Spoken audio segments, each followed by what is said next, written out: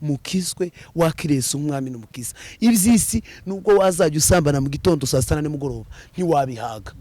Ni kuriya ni kumubiri umeze ni kumeze. Umwanzi wa mbere umuntu agira, umwanzi wa mbere, haduyi wa mbere ufite ku buzima bwawe ni umubiri wawe. Kuko wiba kubera umubiri, usambana kubera umubiri, uratukana kubera umubiri, ikintu cyose no kubera umubiri. So ukarume. Paulo yaravuze ngo nabambanwe na Kristo, ngo sinjuriho ngo ni Kristo uriho muri njyewe. Imana bamugisha. Nta ciza kiba mwisi, kugira ngo uzemere ko nta ciza kiba mwisi. Ujye ufite ama etage 50 hano i Kigali, bakakujyana Rusororo bakagushingura, nta na kimwe bajya bagira gute, bajya bagushingurana, byose bisiga umusozi. Ujye ufite ama modoka niki, ibintu byose iyo upfuye urabisiga. Ese iyo upfuye ujya hehe? Abamenye Imana rero, kubamenye Imana, iyo ufite ibyo bintu ukishijwe uzupfuka bisiga ukajya mu ijuru. So ibyo twirukira hano mwisi byose bizasigara, ariko ubugingo butunze Kristo hari ubundi buzima tuzabamo. Hari abantu bajya bitwaza ngo njyewe ngo sinzakizwa ngo kubera ko ngo nabo ngo hari umupasiteri ngo nabonye ngo nawe yaraguye. Ni ukuri pasiteri ndazokujana mu ijuru. Ico ngico nitangazo nkubwiye ugenda urimenye, nta pasiteri uzokujyana mu ijuru. Nureka gukizwa ngo nuko pasiteri atakijijwe, mwembi muzarimbukana. Ikintu cyambere agakiza no kwakira Yesu Kristo nk'umwami n'umukiza, ukagendera mu buzima bw'abakijijwe ugahinduka, utitaye agakiza n'ikinege, utitaye ku muntu uwo ari we wese. The Zoom TV 24 twizere ko abantu bameze neza mu bice bitandukanye, nkuko mubibona tugiriwe umugisha nkuko abantu bakunda kubivugaho kuba turi kumwe n'umukozi w'Imana Frank turakwakire neza kuri The Zoom. Murakoze cyane. Abantu benshi bakumenyereye ibibazo ufite atagira ngo ntabwo ari wowe kagizeho gake. Ufite none nibwo buhamya bwawe bw'ejo, amarira urira none nibwo buhamya bwawe bw'ejo. Frank urakoze cyane. Hanyuma Frank, abantu benshi bagira cyangwa se abadashaka gukizwa cyane, reka mbivuge gutyo, bavuga ko bigoye gukizwa ukiri umusore. Niko bibona ibanga ubundi ni irihe? Ya ntago bigoye, biterwa na gahunda wowe wihaye. Gahunda wowe wihaye naho ubundi ni ibintu byoroshe cyane. Paulo yaranditse aravuga ngo nkiri umwana navugaga nk'abana nkagenda nk'abana, ngo ariko maze gukura nkora iby'ubutwari. Iyo uri umwana ukavukira mu muryango ukijijwe, ntugire ikigare cy'abantu badakijijwe, ntugire ikigare kibi. Birashoboka gukizwa ukiri mutoya cyane, ndetse ni nabyiza, ni amahirwe akomeye. Frank tubona ni iki arya reka duhere mu by'umwuka, ku buryo yumva ko yahagaze nk'umusore ko kukijijwe kurenza uko yabashukwa n'ibindi biri hanze. Murakoze cyane. Nta kidasanzwe no gusoma ijambo ry'Imana no kubaho mu bihe byo kuramya Imana ndetse no gusenga Imana.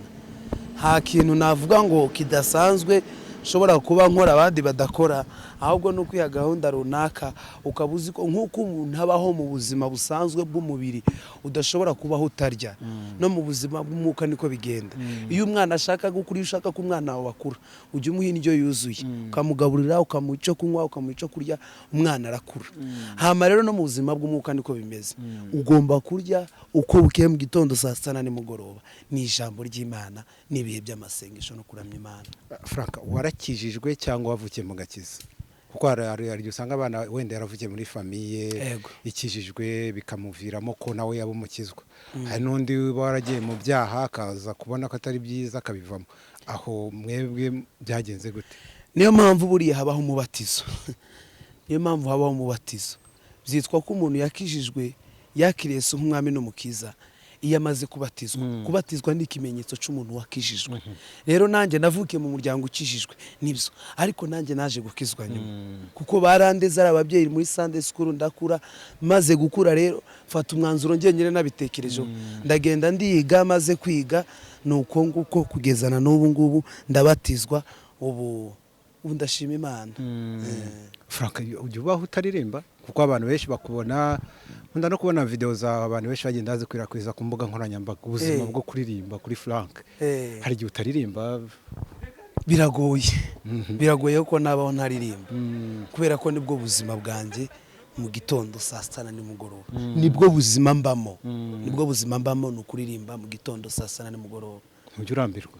ntago nabirambirwa nzabirambirwa nkereka ntakiri ku isi ariko mu gihe nkiri ku isi y'abazima icyo Imana yantumye gukora nzagikora kugeza igihe izashima ko ndangije wenda hari utuntu tutinjiye mu Frank ni mu ntoki mu mibereho yo hanze umwana wa kangahe iwabo yarize cyagenze gute? Murakoze cyane. Nabivuze nitwa Frank, ndi umukristo ndakijijwe, mfite ababyeyi bombi, ndi umwana w'imfura mu rugo. Hanyuma narize kaminuza nasoje mu kwezi kwa mbere Yirekuye n'ico bita civil engineering bwubatsi. Hanyuma mu buzima busanzwe akazi nkora kambeshejeho umunsi ku wundi nukuramya no guhimbaza Imana. Nibyo bigutunze kandi mbayeho neza cyane. Mu buzima busanzwe uzi ko abaye umustar waramamaye mu by'Imana mu bifata muti abantu mukora mu by'Imana ntago mukunda kuvuga ko cyangwa mukunda ko abantu babwira ko mwamamaye kubera iki? Ni ukuvuga ko nta ruhare rwanjye mu by'ukuri yego ruhari ariko uruhari cyane 90-80% n'ubuntu bw'Imana kuko abantu bose sabaririmbye. Yego. Nukuvuga ngo niba narabihawe nabihawe kubw'ubuntu. Urumva rero na amahirwe nagiriwe. Rero singe wigize umustar. Imana ibishimirwe. Yo wigeze kuvuga aravuga ngo Imana niyo yabimaye ni nayo byishubije ngo icubahiro kibe icyayi. Rero kuba umustar uko birahari. Abantu baratuzi benshi ariko igitumye batuzi ni Imana yadushizemo. Izina ry'Uwiteka rihimbaza. Abo muri sekiranja mbona hari ibyo bintu bitwararika gasanga nashaka kujya mu ruhame cyane bitewe nuko yabaye umustar. Mwebwe muri gospel biba bimeze gute? Biterwa n'ico ufite n'impamvu gifite. Njewe icyo mfite Yesu yabwiye abigishwa arababwira ngo mugende mu mahanga yose muhindurira abantu bose kuba abigishwa banje. Impamvu ngifite impamvu mfite impano no kugira ngo ngende mu mahanga yose. Nituri ku isi kugira ngo twisha abakristo twisha abantu. Turiho kugira ngo tuba abakozi b'abantu. Umunsi ku wundi cyumweru ku kindi menye ngo hari umuntu nakuyiriye nazanye kuri Kristo. So ntamba rero ntago wahunga abantu nese wahunga abantu ukaburimo gukora iki. Shigiye waburi muri business. Urumva ariko umuhamagaro wacu nuwo kugarurira abantu Kristo kandi ntiwabagarurira Kristo utabagezemo. So rero wenda niba bibaho muri sekira abantu ugasanga niba ari umuhanzi niba ari umustar yihisha abantu biterwa n'ibyo arimo n'impamvu abikora. Ngibyo ndimo n'impamvu mbikora no kugira ngo abantu bahindukirire Kristo. Rero ngomba kubasanga sibo bagomba kunsanga. Ngomba kubashaka sibo bagomba kunshaka kugira ngo nsoze ico natumwe gukora. Hari Frank tugana ku musozo. Nahoze mbitangira mvuga ko ukiri urubyiruko wagize amahirwe abarukora mukunda kubwita ngo wagiriwe ubuntu bukomeye bwo kuba warakijijwe. Yego. Hari umuntu wenda uri kukureba avuga ati ndumufana ariko ngiye gukizwa rwose byarananiye. Ibanga ni irihe ryo kuba muri uwo mudendezo nkuko mukunda kubivuga? Nkira aho ngaho nkunda guhura n'ibyo bibazo kenshi cyane n'abantu benshi bakabimbaza. Ikintu cya mbere ukeneye ko tuganira uzanyandikiye kuri Instagram yamfasha abantu benshi. Abantu b'urubyiruko bagenzi banje bakeneye gukizwa byaramunaniye. Ijambo rya mbere namubwira ukwiye kumenya abantu muri kumwe. Muri ikigare ni ikintu gikomeye mu rubyiruko. Niba ufite ikigare cy'abantu banywa urumogi cyangwa itabi cyangwa ikindi nawe uzarinywa. Niba ufite ikigare cy'abakristo nawe uzakizwa. Jya mu rusengero wegera abakozi b'Imana ubaganiriza ubabwire ngo iki cyarananiye gukora iki n'iki byaranze nkeneye gukizwa muramfasha iki bazagufasha. Tera iyo ntambwe uze mu rusengero. Tera iyo ntambwe ujye kuri Instagram yanjye unyandikire umbwire ngo nkeneye gukizwa byarananiye ngiye ngo uhamagare tuganire ngufashe ukizwe. Tera iyo ntambwe umenyesha ikibazo cyawe wegera abakozi b'Imana bazagufasha kandi uzakizwa. Gukizwa ni ibintu byiza cyane. Bajya bavuga ngo gutera intambwe imwe harya Imana igatera utera imwe 99 Imana nizitera. Hanyuma dusoza rero abakunzi bawe hari abantu benshi bagukunda pe ingeri nyinshi zitandukanye. Nirinze kukubwira ngo abakobwa kuko hari byari kuntura mu mutego kuko baza ngo ufite na sheri nubwo wenda mbikubajije. Oya ntawe mfite. Ntawe mfite. Abajya bakwandikira se turavugana benshi mfite inshuti zaje nyinshi z'abakobwa ariko kuvuga ngo mfite sheri ntawe mfite ariko kuri social media zanjye nkunda gukoresha ijambo rivuga ngo ejo ni heza. Uyu munsi simufite ariko ejo ni heza. Ntabwo bamubuza ariko oya sinamubuze nuko igihe kitaragera cyantegereje ko Imana izamukubwira. Oya Imana zagize ngo yazika kubwira ngo dore runaka. Hari abantu bavuga ko ati Imana itarakunyereka ntituzabana. Ikintu gikomeye Imana yahaye umuntu wese uri ku isi. Umuntu wese uri ku isi Imana yamuhaye amahitamo. Iyo uhisemo neza Imana ishigikira amahitamo yawe. Hanyuma rero abakunzi babizongera zitandukanye n'abakecuru. Hari umukecuru nigeze kubona afite akabido bakavuga ati ariko uyu mwana we urababwira iki? Frank ntabwo azagwa, reka gurisha ntabwo azagwa, kugwaho ntibizakunda. Okay, Bibiliya ivuga ngo umukiranutsi naho yagwa ntazarambarara. Ni ibisanzwe turwana n'umubiri n'isi na Satani byose kuri twebwe. Birashoboka ko wagwa, ariko uri umukristo ntushobora kurambarara. Rero icyo nababwira, uru rugendo rurakomeje kandi simfite gusubira inyuma kubera ko hari ikintu gikomeye nabonye muri ibi bintu. Niyo mpamvu nafite gusubira inyuma. Okay, banshigikire bansengere kugira ngo nanjye Imana ishoboze gukomeza kugendera muri uyu murongo. Nzi neza ko tutazasubira inyuma. Nawe wemera ko abakorera Imana ngo batazakorwa n'isoni? Ntago bishoboka. Frank, utekereza iki kuba abantu bivuga ko mukorera Imana cyangwa bakorera Imana usanga mu isi wenda badahirwa cyane, nuko tubona abantu twita abanyabyaha usanga bafite ibintu byinshi banatunze, ariko wenda nkatwe turirwe dusenga ugasanga ntago turi gufanikirwa nkuko wenda bimeze? Urakoze cyane, ndabigusubiza mu magambo abiri. Ijambo rya mbere ndakoresha indirimbo yanjye nanditse, rya kabiri ndakoresha umurongo wo muri Bibiliya. Hari indirimbo mperutse kwandika ivuga ngo umugisha wawe kuko utanga nta mubabaro ubamo. Umugisha Imana itanga nta mubabaro ubamo. Hari umuririmbyi aravuga ngo Imana igivubira imvura babi n'abeza. Hari igihe ushobora kubona umuntu udakijijwe cyangwa umuntu utazi Imana, ukabona afite amafaranga menshi, afite ibintu byinshi. Ni imvura yaguye, si umugisha w'Imana. Imana igivubira imvura ababi n'abeza. Ni imvura, si umugisha w'Imana. Kandi kuba umukristo si ugutunga. Kuba umukristo si ugutunga ibintu byinshi. Kuba umukristo ni ugutunga Kristo muri wowe. Waba ukenye, waba ufite amafaranga, kuko dufite ingero nyinshi z'abantu muri Bibiliya bari abakene ari intumwa za Yesu, cyangwa se bari babayeho nabi kandi ari abantu babizerwa ku Mana. Ni ibintu bisanzwe. Imana igigena uko ishatse. Ahubwo ikibazo ni igihe ubashije kugira ubwo butunzi cyangwa icyo kintu bikakugusha cyangwa bikagukura ku Mana. Hari abakristo b'abakire, hari abaririmbyi baririmba gospel b'abakire benshi cyane. Twese tubayeho neza, nigurira ishati, nigurira ipantaro n'urukweto, nkiyogoshesha ku mafaranga yanjye ntacyo. Ubusubuke ikintu kidahari ni ukutanyurwa. Ubu abantu bose ni abakire, abantu ntibanyurwa. Yego.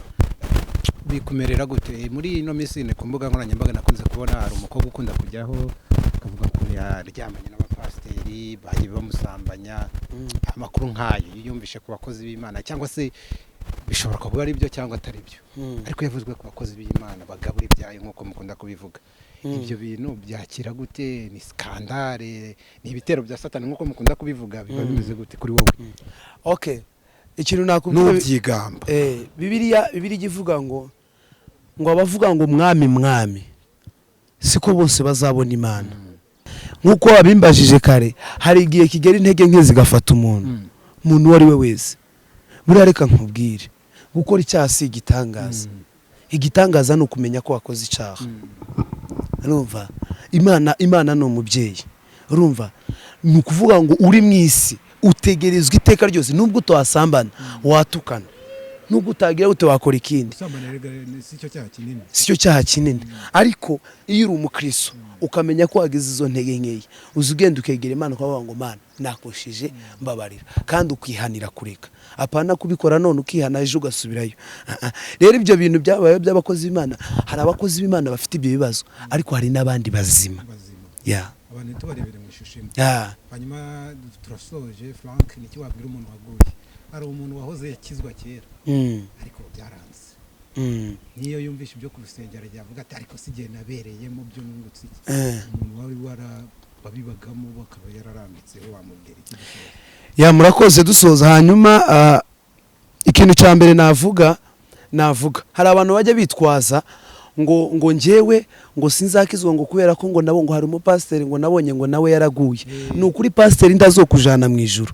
Ico ngico nitangazo nkubwiye ugenda urimenye. Nta pasiteri uzokujyana mu ijuru. Nureka gukizwa ngo nuko pasiteri atakijijwe, mwembi muzarimbukana.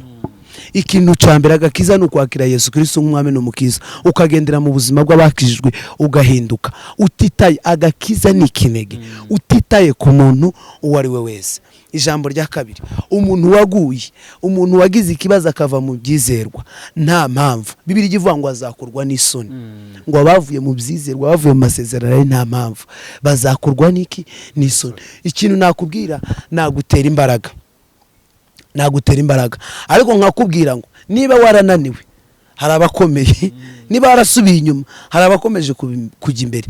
Rero fata Bibiliya usome, ugarure ibihe byawe byo gusenga, wegera abakozi b'Imana bagufashe, ibintu bizagenda neza. Uzuke, nta cyiza kiba mu isi. Kugira ngo uzemere ko nta cyiza kiba mu isi, ujye uba ufite ama etaje 50 hano i Kigali, bakakujyana Rusororo bakagushingura, nta na kimwe bajya bagira gute, bajya bagushingurana, byose bisiga umusozi. Ujye uba ufite amamodoka n'iki, ibintu byose iyo upfuye urabisiga. Ese iyo upfuye ujya hehe?